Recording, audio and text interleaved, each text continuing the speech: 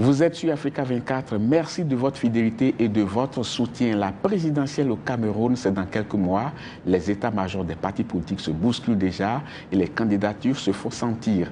Et aujourd'hui, nous allons nous intéresser plus précisément à la candidature de Mme Kawala du parti CPP, le Cameroun People Party. Et pour cela, nous recevons son directeur de campagne, M. Joseph Désiré Somme 1. Merci d'avoir accepté notre invitation. Merci de m'avoir invité, M. Babila.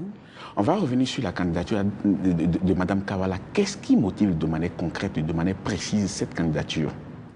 Il faut dire que Mme Kawala travaille avec les populations à la base depuis plus de 15 ans. Et donc, dans cette expérience professionnelle, elle a toujours cherché à se poser la question, qu'est-ce qu'il faut faire exactement pour résoudre les problèmes des citoyens camerounais au quotidien? Au départ, elle pensait qu'elle pouvait le faire en appuyant notamment les acteurs politiques, les maires, les députés dans leur travail. Mais 15 ans après, elle s'est rendue compte qu'il fallait qu'elle-même personnellement s'implique en politique.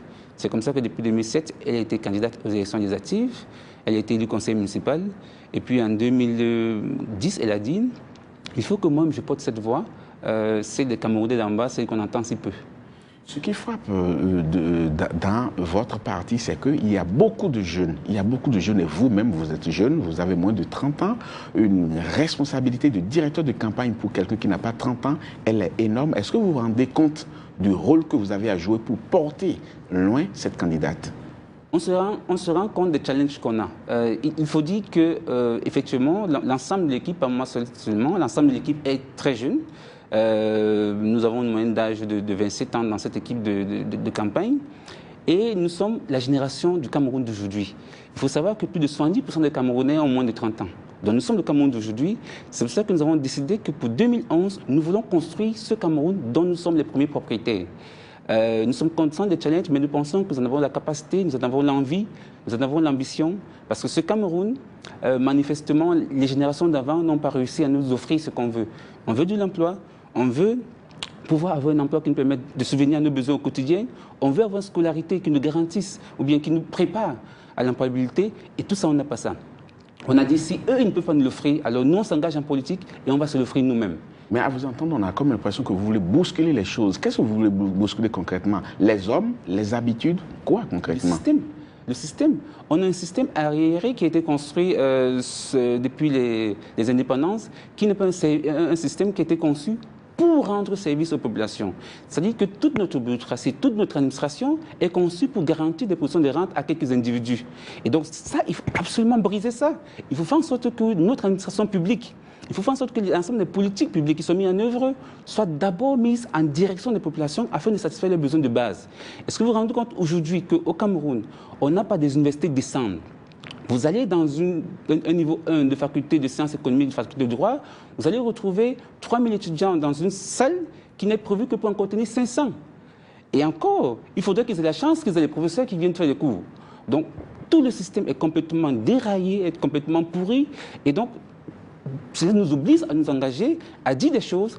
On a dit, c'est suffit.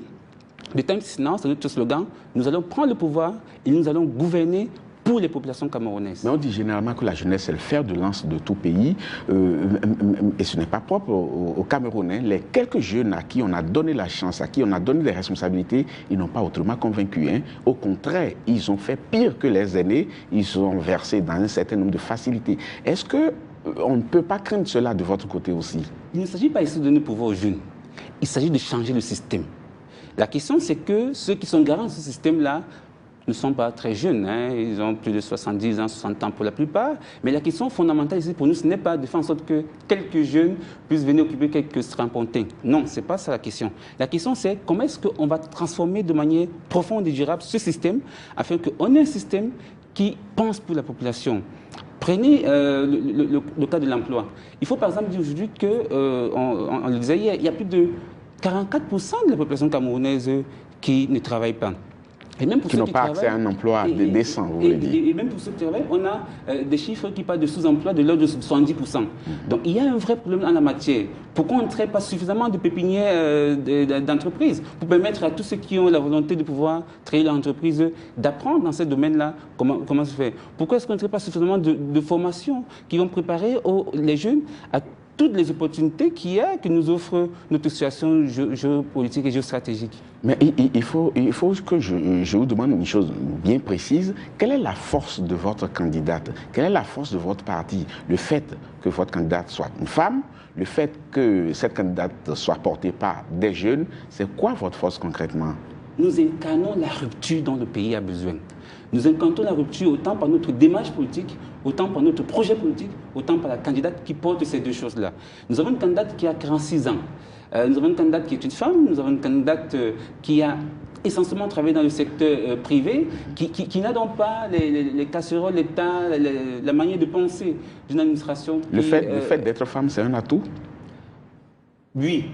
C'est un atout pour une population de 52% composée de femmes au Cameroun. Évidemment, c'est un atout. C'est un atout parce qu'elle comprend ses mères. Elle comprend ses mères de foyer qui tous les matins se réveillent à 5 heures pour aller au marché parce qu'il faut qu'elle puisse nourrir les enfants. Elle comprend très bien ses mères qui à 4 heures du matin doivent aller dans les champs pour cultiver, pour pouvoir envoyer les enfants à l'université. Laquelle l'université ne va pas ensuite leur permettre d'ailleurs de trouver un emploi. Elle comprend cette population-là féminine, qui est la principale population entrepreneuriale au Cameroun, qui se bat au quotidien et comprend ces jeunes avec qui elle travaille au quotidien. On a d'immenses forums, le forum de management, où on a formé plus de 800 jeunes sur comment est-ce que rédiger un CV, comment s'insérer dans le milieu professionnel, comment créer son entreprise. Elle comprend ces couches importantes de la population camerounaise. Et donc, par rapport à ça, oui, c'est un atout. Mais est-ce que vous êtes d'accord qu'il y a un constat que les femmes ne votent pas souvent pour les femmes, quand bien même elles sont à 52%? Parce que si les femmes votaient pour les femmes, avec leur proportion de 52%, il n'y aurait que des femmes qui seraient élues à la tête de l'État, non? Notre volonté, ce n'est pas de dire qu'il faut que les femmes votent parce que c'est une femme. On ne demande pas aux femmes de voter pour Mme Ouala parce qu'elle est une femme. On demande aux femmes de voter pour Mme Ouala parce qu'elle porte un projet qui correspond le mieux à leurs attentes en tant que mère, en tant que fille, en tant que chef de famille. Et c'est pour ça qu'on lui demande de voter pour les femmes, parce qu'elle travaillait fortement avec les femmes. Il faut savoir qu'elle a déjà reçu plusieurs prix à l'international, le Clinton Global Initiative qu'elle a reçu, le Global Awards qu'elle a reçu aux États-Unis, pour l'excellent travail qu'elle fait avec les femmes, aussi bien dans les marchés, dans les zones rurales, qu'à l'international. Et donc, elle connaît les problématiques féminines, elle connaît les problématiques des jeunes, elle connaît ce dont ces couches-là, qui représentent à tous les deux, près de 80% de la population camerounaise, ce qu'elles veulent pour leur pays. Et c'est pour ça qu'on les demande de voter pour Mme Ouala. La problématique des jeunes, surtout les jeunes sans emploi, c'est qu'ils ont faim, ils ont besoin de quelque chose tout de suite, alors que vous prônez quelque chose qu'on aura à long terme. Est-ce que ceux-là qui viendront en proposant quelque chose tout de suite ne seront pas mieux entendus que vous? Si ce que vous appelez tout de suite, c'est proposer 5 000 francs pour voter pour tel ou tel candidat dans des élections, entre autres.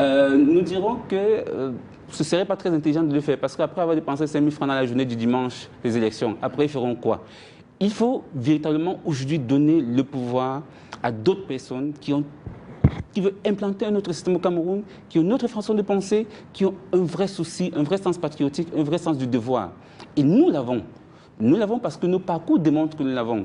La plupart des jeunes qui sont dans la direction du campus de Mme Ouala, on a tous été des leaders à l'université, où on a porté des combats, on a organisé des grèves, on a obtenu des victoires. Nous avons été des leaders dans différentes associations de jeunes, où nous avons fait nos preuves pour montrer qu'il est possible que la jeunesse camerounaise fasse autrement.